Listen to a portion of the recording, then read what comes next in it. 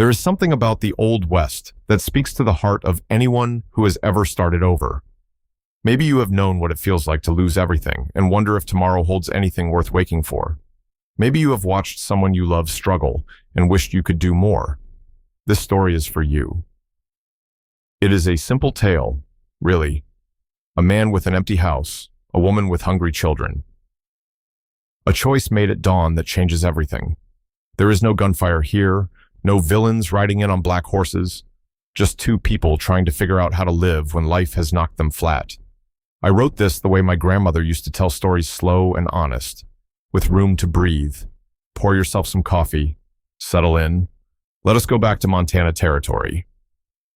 Autumn of 1883, and meet a cowboy named Clay Sands on the morning his whole world shifted. Clay heard them before he saw them. Soft sounds from the henhouse. A scratch, a rustle, the kind of noise that did not belong to chickens settling for the night or waking with the sun. He lay still in the dark, eyes open, listening. The clock on the mantel had stopped weeks ago, and he had not bothered to wind it. No point. Days started when they started. They ended when they ended. Another sound, deliberate this time. He swung his legs off the bed. The floor was cold through his socks. He pulled on boots without lacing them, took the rifle from its place by the door, and stepped into the gray nothing before dawn. Frost on the grass, his breath hanging white in front of him. The henhouse door stood open an inch. He always latched it against foxes. Clay moved quiet, the way his uncle had taught him. Weight on the balls of his feet. Rifle up, but not aimed. No need to shoot what you have not seen.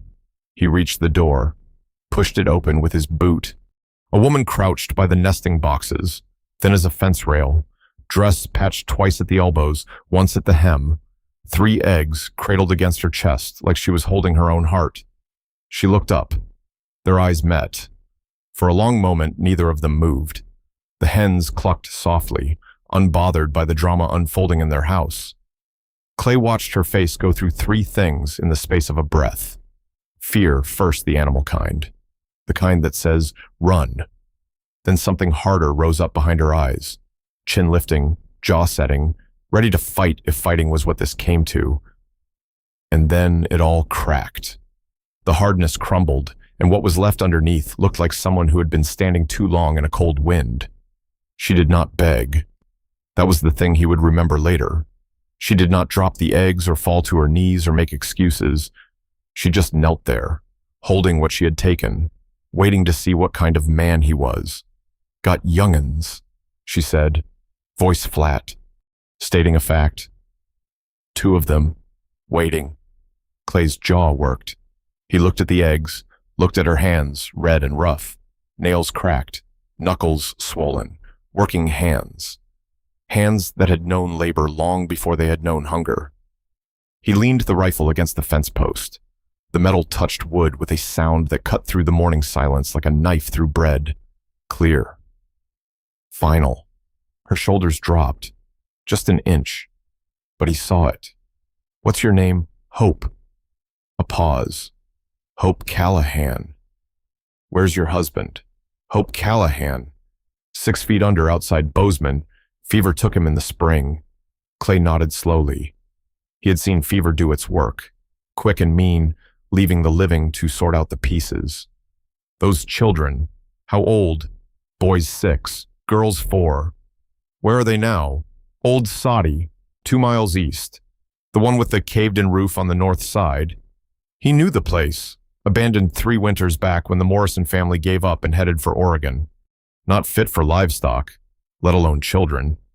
Clay looked at the eggs in her arms, looked at the patched dress, looked at her face young, but with eyes that had seen too much of the hard side of things. I got a proposition, he said. She tensed. He saw it in her shoulders, in the way her fingers tightened around those eggs. Not that kind. His voice came out rougher than he meant. I ain't that kind of man. Then what kind? The kind that needs help running this place. The kind that eats his own bad cooking 7 days a week. He paused. The kind that's got an empty cabin by the barn and no one to fill it. She stared at him, waiting. Work for me, Clay said, or marry me right now and be done with it. He held up a hand before she could speak.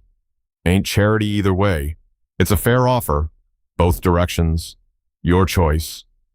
The silence stretched between them. A rooster crowed somewhere in the distance, confused by the gray light. You don't know me, she said finally. I know hungry. I know desperate. He looked at her straight.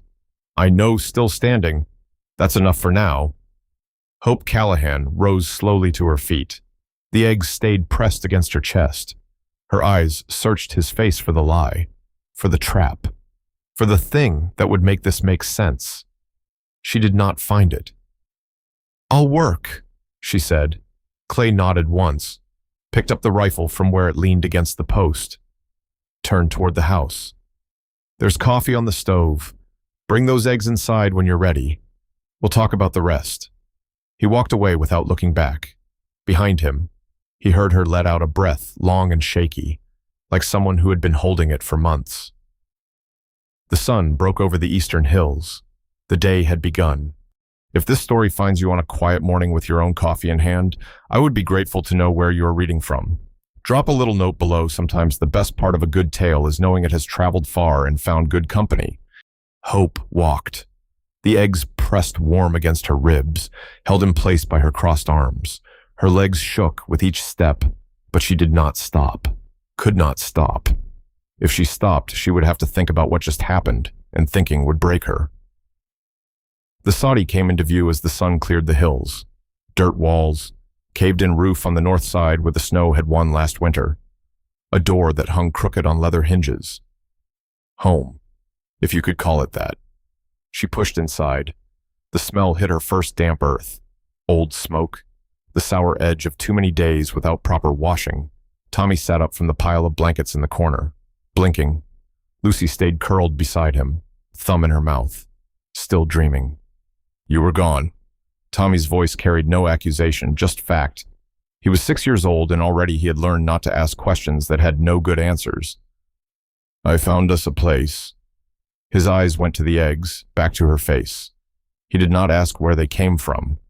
Pack what we have. Everything they owned fit in one carpet bag. 2 changes of clothes for the children. Her husband's Bible. A hairbrush with a cracked handle. The tin cup Lucy would not sleep without. Tommy woke his sister while Hope gathered. Lucy whimpered, rubbed her eyes, reached for her mother's hand.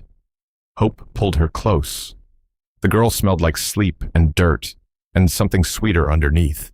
Something that was just Lucy. Where are we going, Mama? Somewhere better. 3 figures on the road, dust rising around their feet, sun climbing higher, burning off the frost. Lucy walked when she could, her small legs pumping to keep pace, but they tired quickly. Hope lifted her onto one hip until her arm went numb, then shifted her to the other side. Tommy walked ahead, carpetbag bumping against his thin legs. The ranch appeared around a bend, white fence posts, red barn, a house with smoke rising from the chimney. Clay Sands stood on the porch, hat in his hands. An old man with a weathered face stood by the barn, pretending to be busy with a harness that needed no attention. Hope's feet slowed. Tommy stopped beside her, fingers finding her skirt, gripping tight. Lucy lifted her head from Hope's shoulder. Mama. The girl's voice was small. Is this our house now? Hope's throat closed around the words she could not find. Clay came down the porch steps. His boots were loud on the wood, and Hope realized, with a coldness spreading through her chest, that she had just walked her children into a stranger's life and there was no walking back. Hope woke in darkness. For a moment she did not know where she was. The smell was wrong. Clean wood instead of damp earth. A mattress beneath her instead of packed dirt. Then Lucy shifted against her side and it came back. The henhouse, the eggs, the man with the rifle who had not used it. She eased out of the bed without waking the children. The cabin floor was smooth under her bare feet. Someone had swept it recently. Someone had cared. Through the small window she could see the main house. No light, no movement. The sky held that gray nothing that came before dawn, the color of a promise not yet kept. Hope found her shoes, pulled her shawl around her shoulders, stepped outside. Cold air filled her lungs, frost on the grass again. Her breath hung white in front of her face as she crossed the yard to the main house. The kitchen door was unlocked. She stood in the doorway, letting her eyes adjust. A cast-iron stove, cold and dark. A table with 4 chairs. Shelves lined with tins and jars. A lard bucket by the counter. Split wood stacked neat beside the stove. Everything in its place. Everything waiting. Hope knelt by the stove, opened the iron door, ashes from yesterday, maybe the day before. She cleaned them out, laid kindling, struck a match from the box on the shelf. The flame caught. She fed it slowly, small sticks first, then larger ones, then a proper log. The stove began to tick as the metal warmed. She found flour in a bin, buttermilk in a crock kept cool in the cellar, lard, salt, baking powder. Her hands moved without thinking, measuring by feel the way her mother had taught her, the way her grandmother had taught her mother. Some things passed down through fingers, not words. The dough came together soft and sticky. She turned it out, patted it flat, cut circles with the rim of a tin cup, biscuits in the oven, coffee in the pot, grounds thick enough to hold a spoon upright. The kitchen filled with warmth, with smell, with something that had been missing from this house for longer than Hope could guess. She heard boots on the porch. Clay appeared in the doorway. He wore the same clothes as yesterday, or clothes just like them. His hair was damp, slicked back from his face. He had shaved. A small cut on his jaw, just under his ear, showed a bright bead of blood. He stopped, looked at the stove, the coffee, the smell of biscuits rising. "You didn't have to. We work." Hope wiped her hands on her apron. "That's what you said." He stood there a moment longer. Then he nodded once and went to the table. The children came after the sun rose, Tommy leading Lucy by the hand, both of them scrubbed and dressed in their cleanest clothes. They sat at the table without being told, eyes moving around the room, taking in everything. Clay ate without speaking. The biscuits disappeared from his plate. He reached for another, bit into it, stopped. His jaw went still. He looked at Hope across the table. Something moved behind his eyes, something she could not name. Then he looked down at his plate and kept eating, but his hand trembled when he reached for his coffee cup. After breakfast, he showed her the ranch, the henhouse she already knew, the garden, overgrown but salvageable, the smokehouse with its smell of old salt and hickory, the root cellar, the well with its hand pump. He pointed. He did not lecture. When she asked questions, he answered them and nothing more. "Old Jesper comes Mondays, Wednesdays, Fridays," he said as they walked back toward the house. "Deaf in one ear, so he minds his business. His daughter Martha lives a mile up the road, married to a fellow named Hutchins. Good folks. They watch out for each other around here. And the other days, just us and the horses." A pause. "They mind their business too." Hope looked at the cabin by the barn, at the main house with its empty rooms, at this man who had offered her a choice when he could have offered her nothing. Mr. Sands? He turned. "Why?" The question came out before she could stop it. "Why help us? You don't know anything about me." He was quiet for a long moment. The wind picked up, carrying the smell of dry grass and coming autumn. "My ma died in a house like that soddy," he said finally. "I was 8. My pa had passed the winter before. Neighbors found me 3 days later, sitting by her bed, waiting for her to wake up." He looked toward the hills. "Somebody should have helped us. Nobody did." His voice was flat. Fact, not feeling. "I ain't going to be that neighbor." He walked away toward the barn. Hope stood alone in the yard, the wind pulling at her shawl, and wondered what kind of man spent 24 years carrying that weight without ever setting it down. 12 days. Hope counted them by the cracks in her hands. The lye soap split her skin along the knuckles first, then between the fingers, then across the palms. She rubbed tallow into them each night, but the damage came faster than the healing. The mending pile shrank. Shirts that had waited months for attention now hung whole on their pegs. She weeded the garden twice, pulling everything that did not belong, turning the soil with a rusted spade until her shoulders burned. Tommy hauled firewood without being asked. He found the axe, found the splitting stump, found the rhythm. 6 years old, and already he understood that work was the price of staying. He said nothing. He just worked. Lucy followed the horses. Hope noticed it on the third day. The girl would finish her breakfast and drift toward the barn, pulled by something she could not name. She never went inside, just stood at the fence, fingers hooked through the rails, watching the animals move in their paddock. On the 12th day, Hope stood at the kitchen window, washing the noon dishes. The water was hot enough to redden her already raw hands. Through the wavy glass, she could see the barn, the paddock, the split-rail fence where Lucy always stood. The girl was not at the fence. Hope's hands went still in the water. Her eyes searched the yard, the garden, the henhouse. Nothing. Then she saw movement through the open barn door. She dried her hands on her apron and walked to the window, pressed her palm flat against the glass. The angle was wrong. She could not see clearly. Just shapes. Just shadows moving in the dark rectangle of the doorway. She should go out there. Should check. Should make sure. Her feet did not move. Inside the barn, Lucy stood 3 feet from the biggest horse she had ever seen. A draft mare, copper-colored, with a white blaze down her face and feathered feet that looked like they were wearing winter boots. Clay stood beside the horse with a curry brush in his hand, working it across the mare's broad back. He had not heard the girl come in, had not seen her standing there in her flour-sack dress, bare feet dusty from the yard, watching him with eyes too big for her face. She bite. Clay's hand stopped. He turned, looked down at the small figure in the doorway. Lucy did not step back, did not run, just stood there waiting for an answer to her question. "Only apples," Clay said. The girl considered this, her head tilted to one side. "Can I touch her?" Clay set the brush on a hay bale, walked to Lucy, knelt down so his eyes were level with hers. "You scared of her? She's big." "That's not what I asked." Lucy looked at the mare. The mare looked back, ears forward, curious about this new small creature. "No," Lucy said. "I ain't scared." Clay nodded. He stood and held out his hand. Lucy took it.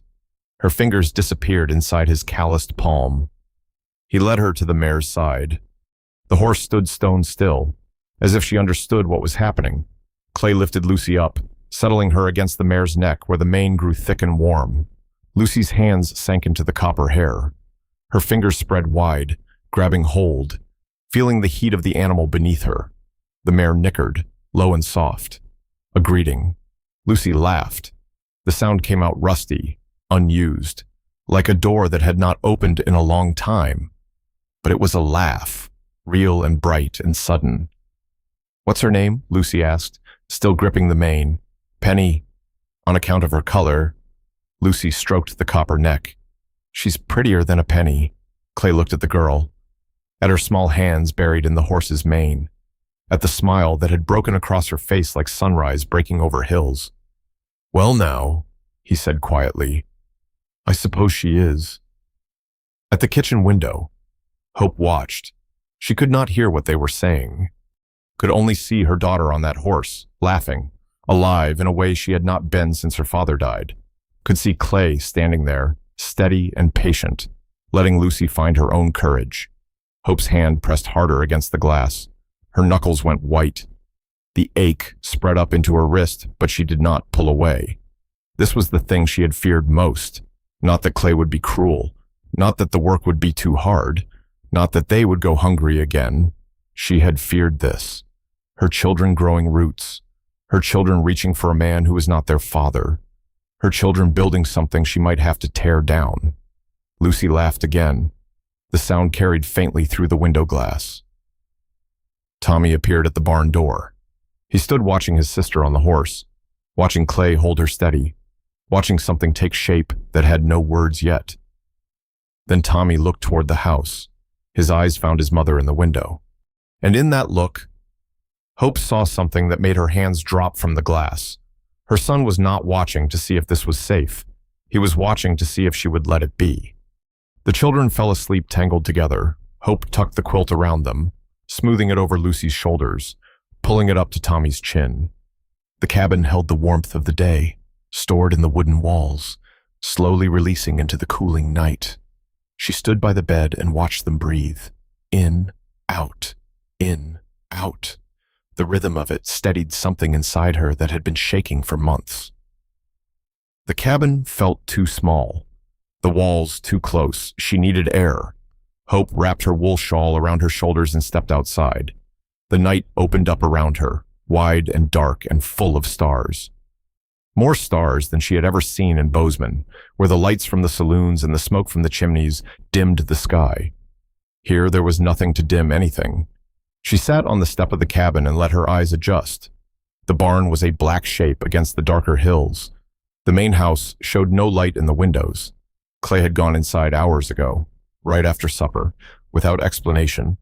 Crickets sang in the grass, but fewer than before. Autumn was thinning them out. Soon the nights would go silent.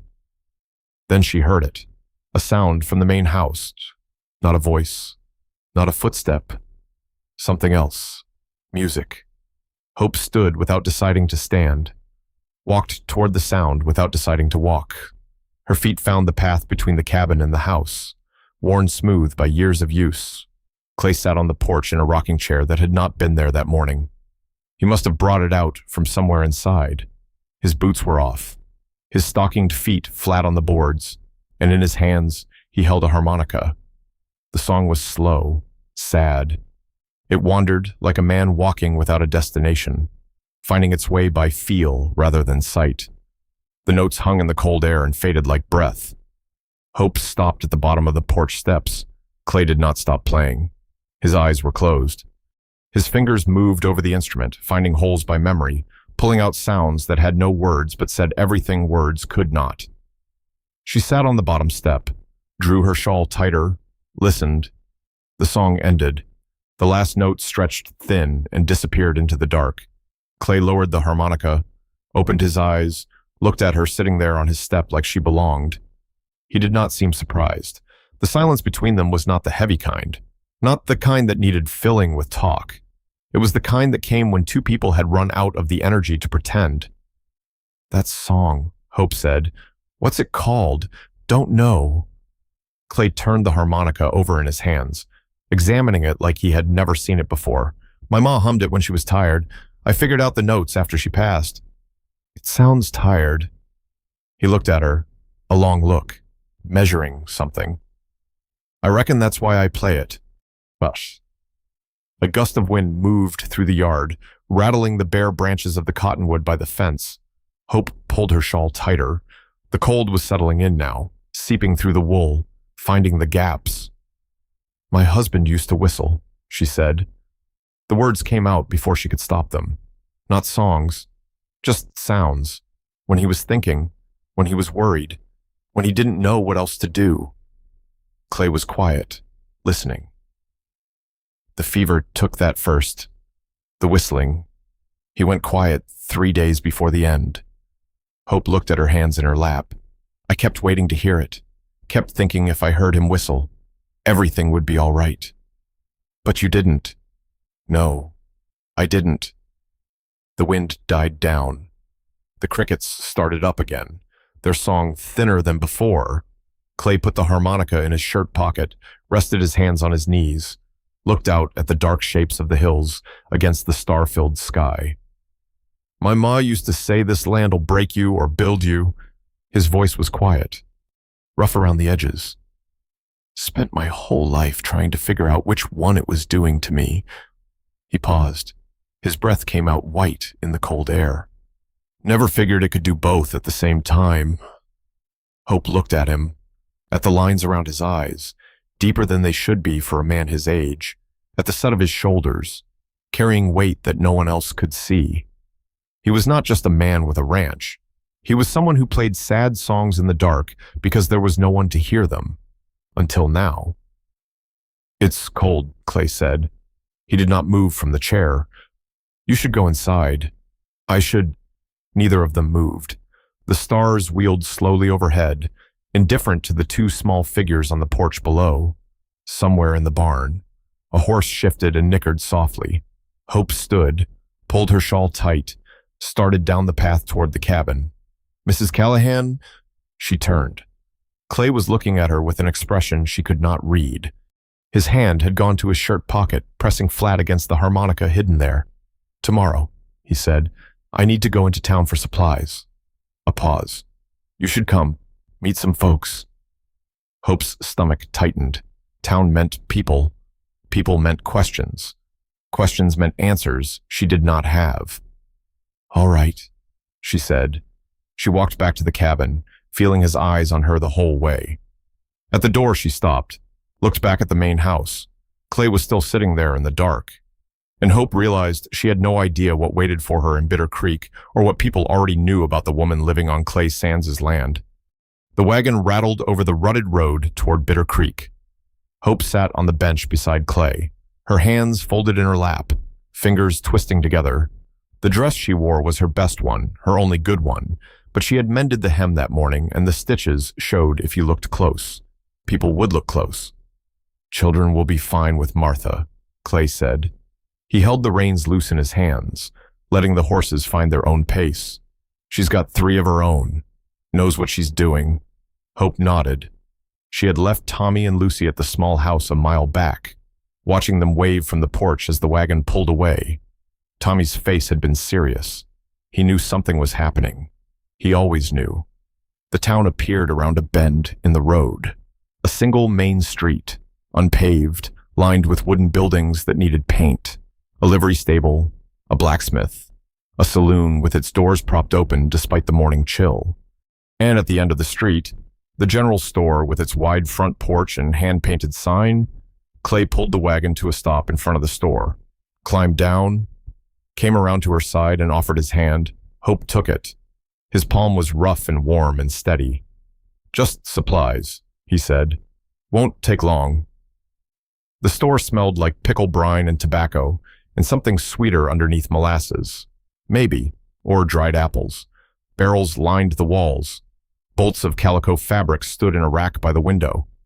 A glass case near the counter held penny candy and pocket knives and small things that cost more than they should. 2 women stood by the fabric rack. They stopped talking when Hope walked in. She felt their eyes on her, felt them take in her mended dress, her work-roughened hands, the way she walked beside Clay Sands like she belonged there. She did not belong there. She knew it. They knew it. Everyone in this store knew it. Clay moved to the counter to speak with the clerk. Hope drifted toward the fabric, pretending to look at a bolt of blue calico, pretending she did not feel the weight of those stairs pressing against her back. The door opened. A brass bell rang. Footsteps on the wooden floor. Well, the voice was sharp and carried, "I heard there was someone new on the Sands place." Hope turned. The woman who had spoken was perhaps 60, with steel gray hair pulled tight beneath a black bonnet. Her dress was good wool, well made, the kind that cost money. She held herself like someone who had never been hungry a day in her life. "Mrs. Pearson." The clerk's voice was nervous. "Good morning." Mrs. Pearson ignored him, her eyes fixed on Hope, moved up and down, taking inventory, finding fault. "You're the one," she said. "The widow." Hope's tongue stuck to the roof of her mouth. "Yes, ma'am." "Living under his roof." Mrs. Pearson's voice rose. The other women in the store went still. "Unmarried? With children?" She stepped closer. "What kind of woman does that? I wonder—" Heat spread into Hope's cheeks. Her hands trembled at her sides. "I work for Mr. Sands." The words came out thin, weak. "I cook. I clean. Nothing more." "Nothing more." Mrs. Pearson's lip curled.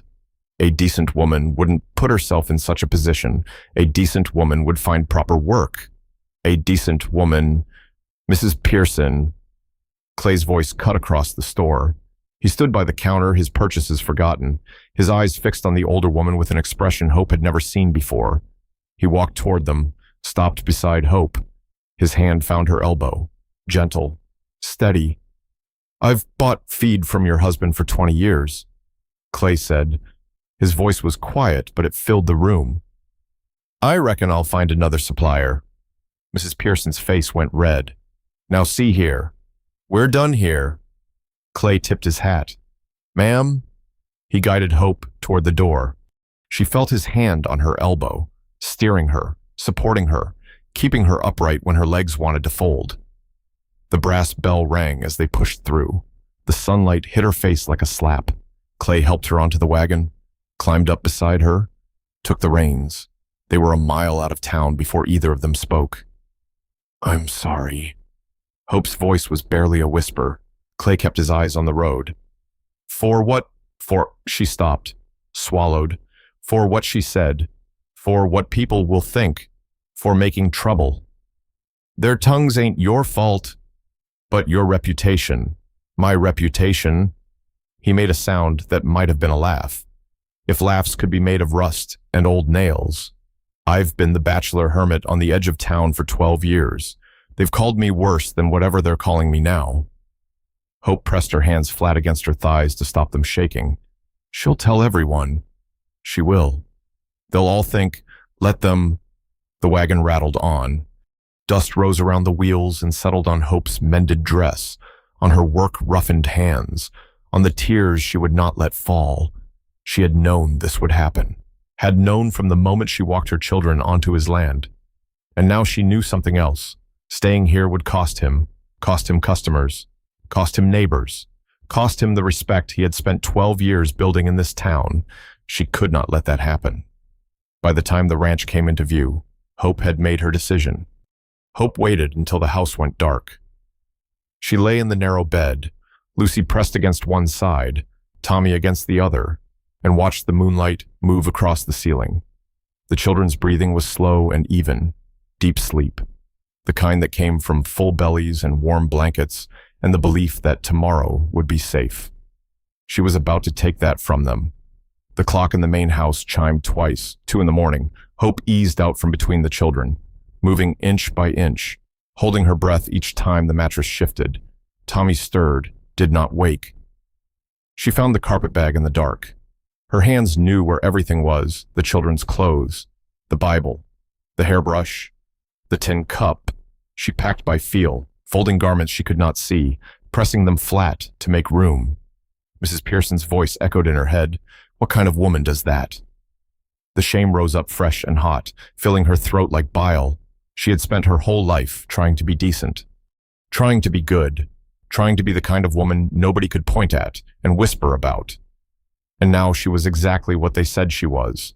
A woman living under a man's roof, taking his food, letting her children call his horses by name. It did not matter that nothing had happened. It did not matter that Clay had never touched her beyond that gentle hand on her elbow. The truth was not what people saw. The truth was what they decided to believe. She could not let him pay for her shame. The carpet bag was packed.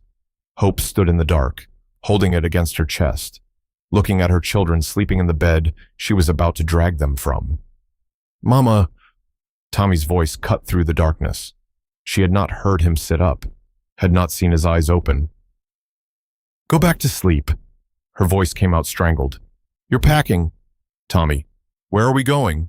He pushed off the blanket, swung his legs over the side of the bed.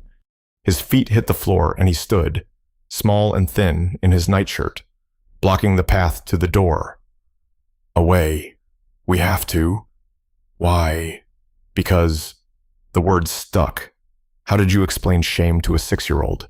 How did you tell your son that the world was full of people like Mrs. Pearson, and no amount of hard work or clean living would ever make them see you as anything but dirt? Because of what that lady said. Hope's eyes burned. She blinked hard. "You heard. Lucy told me.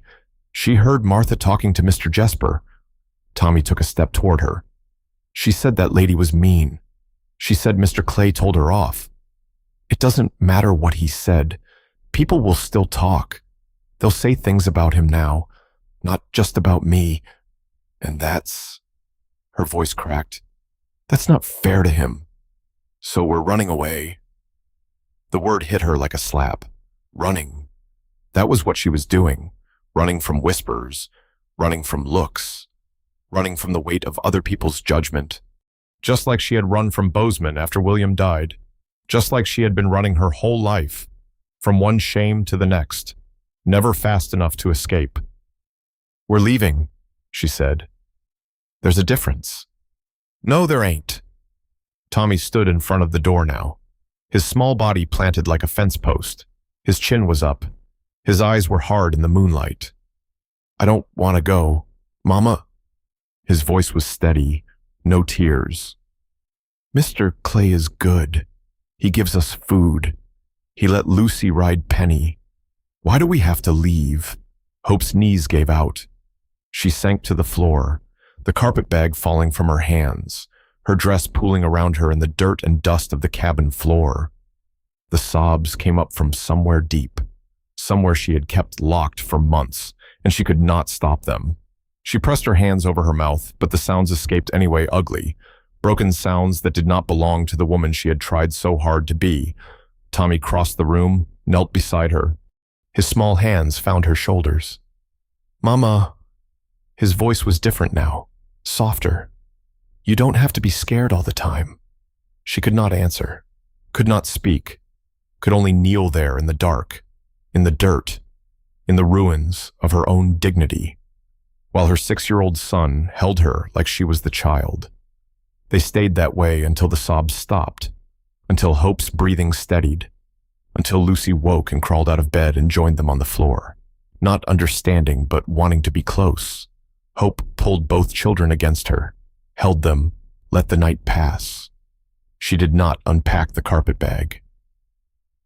When the gray light of dawn crept through the window, Hope wrote a note with shaking hands. 4 words. "I am sorry.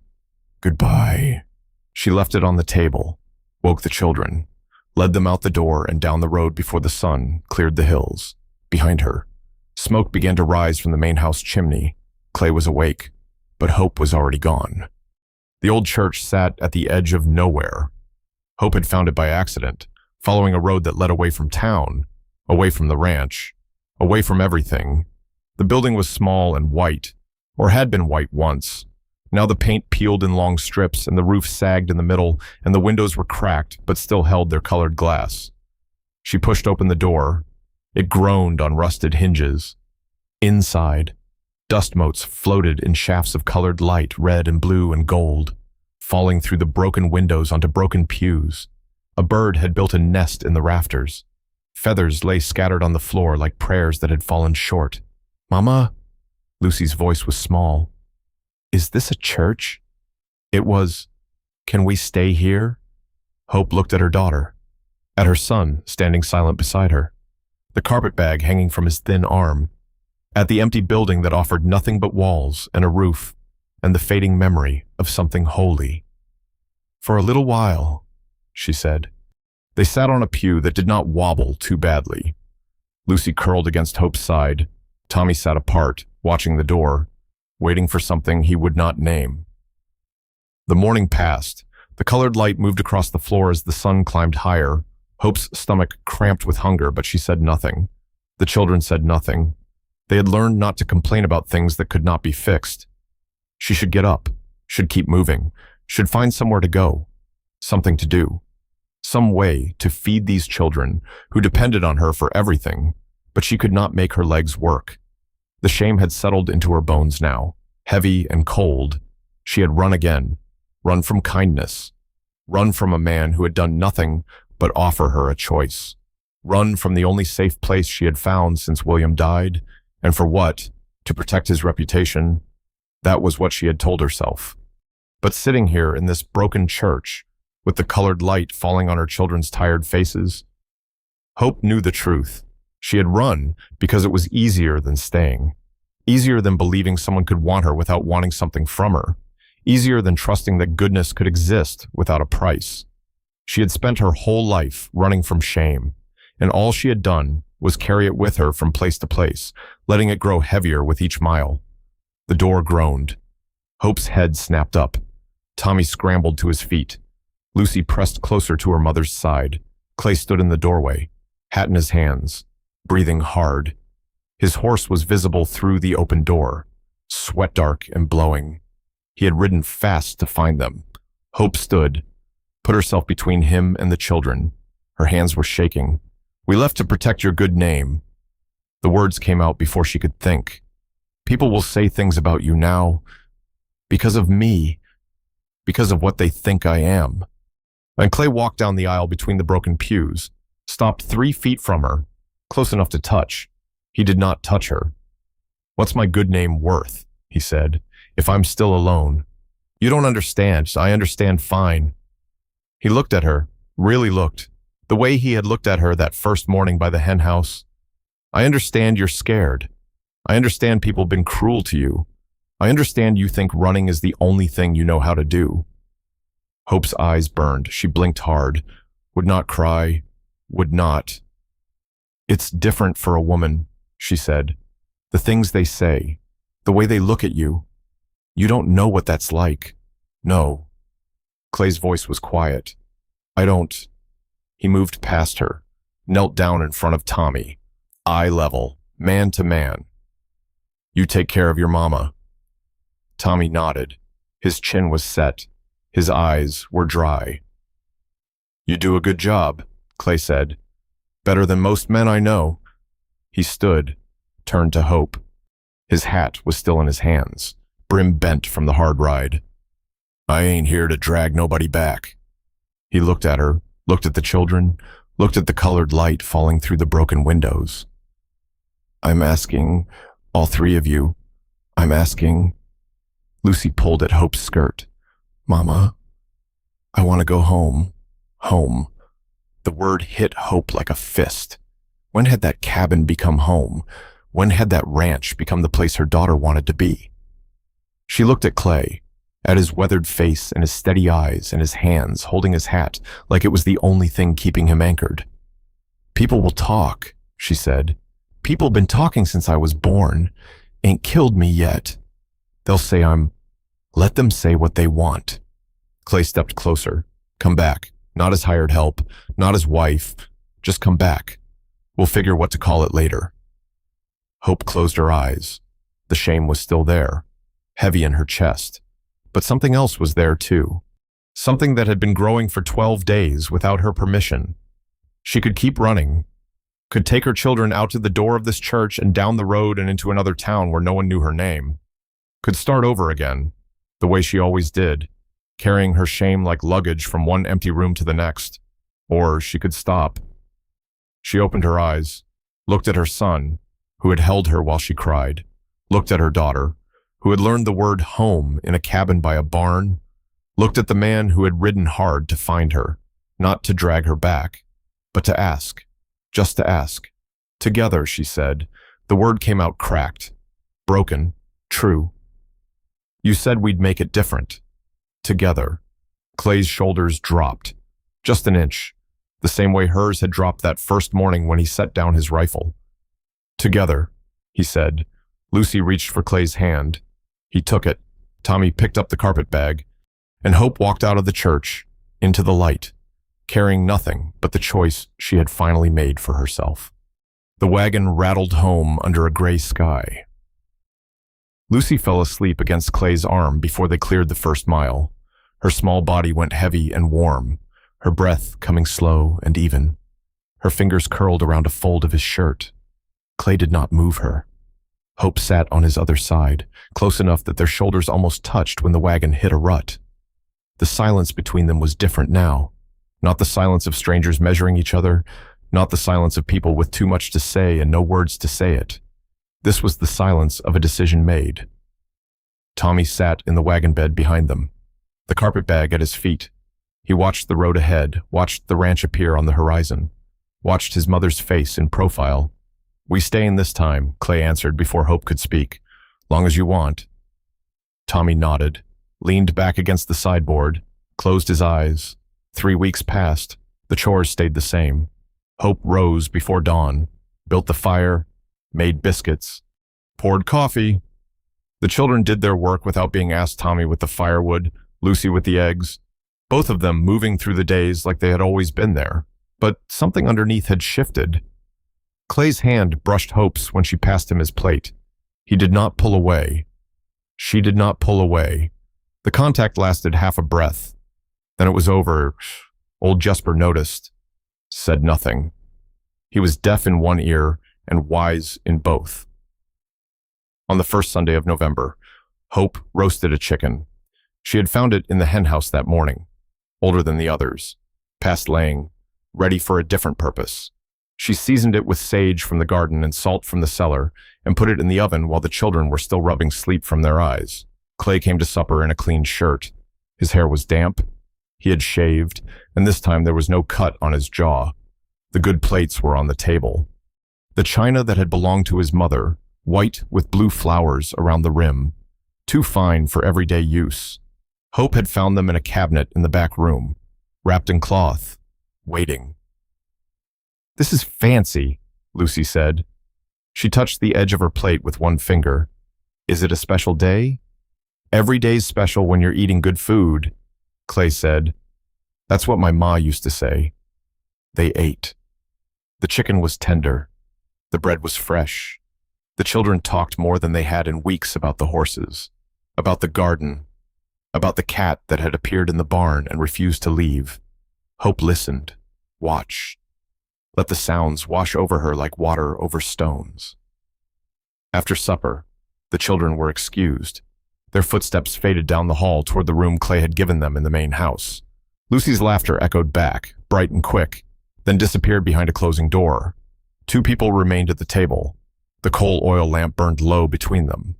The flame flickered when the wind rattled the window, throwing shadows across the walls. Clay looked at his hands, at the calluses and the scars and the dirt that never quite came out from under his nails. "I ain't a young man," he said. "I ain't rich. I got this land, and that's about all." Hope looked at him, at the lines around his eyes, at the gray starting at his temples, at the way he held himself, steady and solid, like a fence post that had weathered 100 storms. "That's more than I had a month ago. It ain't much. It's enough." She reached across the table. Her calloused fingers found his weathered hand. The contact was light, careful, a question and an answer at the same time. Clay turned his palm up.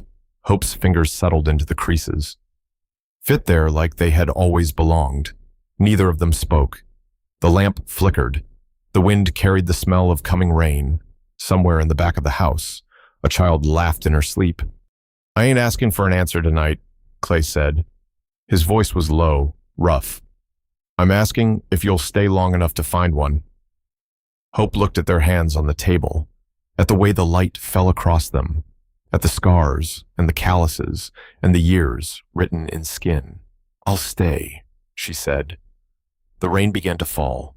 There is a quietness that comes after a story like this one, a kind of tender weight in the chest that does not ask to be named or explained.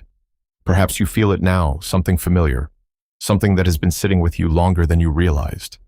Many of us have stood where Hope stood, not in that exact place, not in that exact time, but somewhere just as uncertain. Some of us have carried shame we did not earn. Some of us have run from kindness because we did not know how to receive it.